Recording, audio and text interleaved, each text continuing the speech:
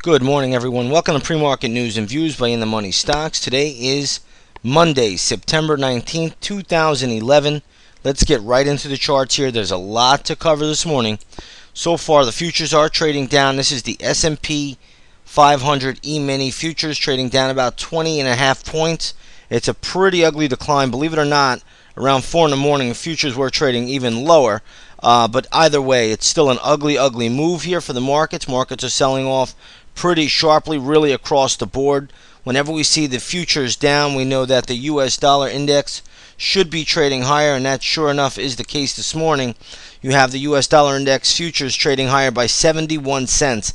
That's a lot of meat and potatoes. That's a sizable move to the upside. Here's a daily chart. You can see that big pop there. So dollar up, market down, markets deflating across the board. What are the problems out there? Obviously, Europe and Greece once again taking center stage. So again, we have these problems coming up where Greece will not be able to meet its obligations to pay its debt. And it looks like there's going to be some serious issues here if Greece may be very close to a default. Now, last week and the week before that, it was said that Greece would remain part of the Eurozone. They would be bailed out. Now things have changed again, and futures are plummeting lower. So again, we have to watch for this very closely. This is what we're looking at once again, and we'll just see how this market all plays out going forward. But be very careful this morning, as the market is really under some severe pressure. The European problems seem to be growing by the minute, and that's how you have to look at it. Any solution in Europe right now seems to just be a little bit of a band-aid solution. It'll give the market a week or two to move up, and then all of a sudden you'll come back and the European problems will just be there again. There's also problems in the United States, heavy debt load, and you have the Asian markets facing massive inflation, and there's really problems across the board. So again, we're dealing with the European crisis this morning. That looks to be the main focus or the main factor for today's early decline.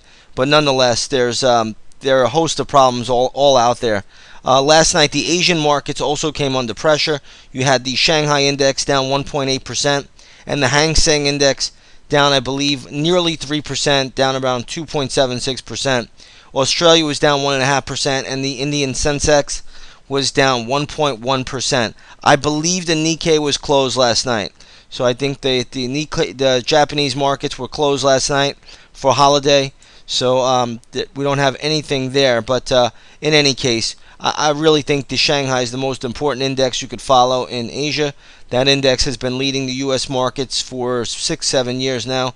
So when you see the Shanghai is down 1.8%, you have to realize that there are some problems out there. So once again, Shanghai down big last night. Watch for weakness in all of the Asian ADRs. Stocks like Baidu will be very weak. Stocks like Sina will be very weak, and you can see they're all starting lower. And you could also watch the FXI. That should be sharply lower as well. And yeah, and you can see that trading down pretty sharply, down to $35.40. So that's down over $1 already. A couple of other things to go over. Let's talk about gold. Gold is trading up on spot, just a $5 or so. It's not really any kind of major move. GLD closed at 176.03, trading right now at 176.50. So not really a major move there in gold. Silver closed, SLV I should say, closed at $39.39 on Friday. Today it's trading at $39.11. Really nothing spectacular there either. Oil is down a little bit. You can take a look at the USO. USO closed at 34.14, trading at 33.65. Believe it or not, oil did not have a good session on Friday. Showed a little signs of weakness, and you wouldn't think that with the market trading up about 75 points on the Dow on Friday. Oil was weaker, and a little follow through to the downside this morning. So anytime the dollar is up, expect oil and most commodities to be weaker in the morning. Okay, there are a few stocks in the news that we'll go over here. One is Goodrich. Okay, they are being acquired, or at least they're talked about being acquired by, I believe, United Technologies. So this one looks like it's getting a big pop this morning, trading around this 112, 115 area. I don't know how much upside is in the cards here, but either case, this is a takeover, so leave that one alone. Tibco is trading lower, sharply lower. Okay, ticker symbol TIBX.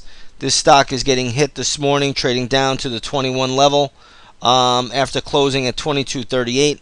So either way, this one is under pressure. This could go lower. I don't really see anything to hold this thing up. This could probably go down a little bit further. So be careful there. That would not be something I would be looking to pick up this morning. Tyco's in the news again. It's been a long time since Stanley Kozlowski, but in any case, Tyco's in the news again. They're going to break up some parts of their TYC component. So this is going to be broken up into 3 different companies. Stock is trading up pretty sharply. So that's really all I'm seeing stock-wise this morning. All of the banks are sharply lower, so you want to watch that. Those of you that are like me, you could watch JP Morgan very closely. You'll see the stock is trading down to 32.85 a share. You could also punch up NBR, National Bank of Greece. Excuse me, that's the wrong symbol. MBG. And you can see this stock is trading at 80. Well, it's at 84 cents now. Was trading down to 81, so it has bounced back a little bit. But watch this. This will really tell you this stock's a good barometer of what's going on in the European markets. But in any case, futures are down sharply this morning, down about 19 points at the moment.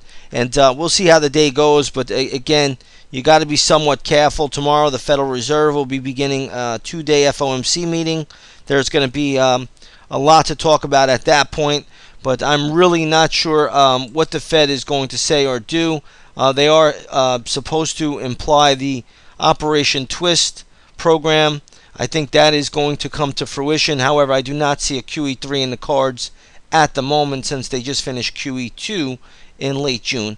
But we'll leave it at that for today. We don't want to go any further. With that said, everybody, those of you in the chat room, I'll see you on the microphone at 9:30. The rest of you have a great trading day, and we'll see you tomorrow.